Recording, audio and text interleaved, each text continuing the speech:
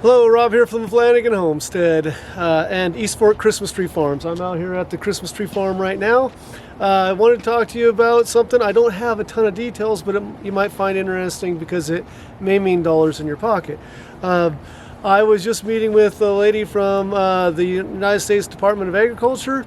They have a program that insures crop loss. It's government subsidy. So the long story on this is, for years I've had friends, that farm, and they do a food crop, and every year they buy crop insurance, and they said every single year they get paid out more in the premiums, more for their loss than the premiums they pay. Every single year they make money on it, and because it's a government subsidy, and they do it every year. And I was like, I lose new planted Christmas trees, some every year, so I looked into it, and I got shut down left and right. Because it's not a food crop, I couldn't get insurance, and there are places you can get crop insurance, but it's really not good. For what you have to pay and the things that have to have, then you weren't paid out. So I got a call from my brother's father-in-law who works with the county, USDA, and he said, call, you can get money. And I said, no, I've been through this. No, you can't. But sure enough, I called, and the lady said that because of the extreme heat and the natural disaster, that there is not just a crop, but a tree assistance program. And so they came out to count the loss of the seedlings that we lost this last year. Of the, grand firs make it pretty well, Doug firs make it pretty well, but nobles, those can be the tougher ones. And we almost had 100% loss of the bare root nobles we planted this last year due to the heat and the early heat.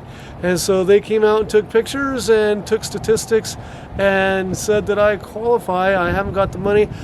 They want me to stay in Christmas trees, so I have to buy the new seedlings, plant them, and then afterwards she said that I'll be getting paid some for the seedlings, some for the ground preparation, and some for the actual planting. She doesn't have exact numbers yet, but she believes that I'm going to get a payment after I've replanted the trees, and I'm going to get a payment of about $4,000 for the Christmas tree. So that's better than a sharp stick in the eye.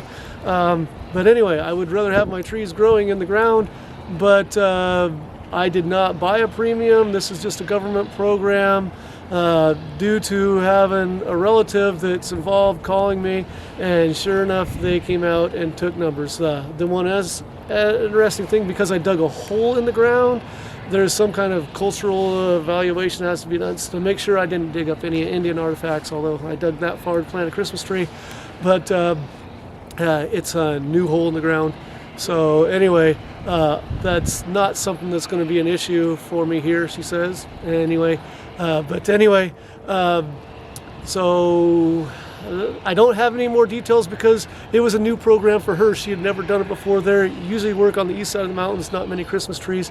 She said she's working through her first couple ever of these, but she's asked a lot of questions and believes that I'm going to get a payout on this. So she didn't have more details, so I wish I had more details. If I get more, I will keep up on it with you, but it does look like I'm going to get some government relief for the loss of my seedlings this last year.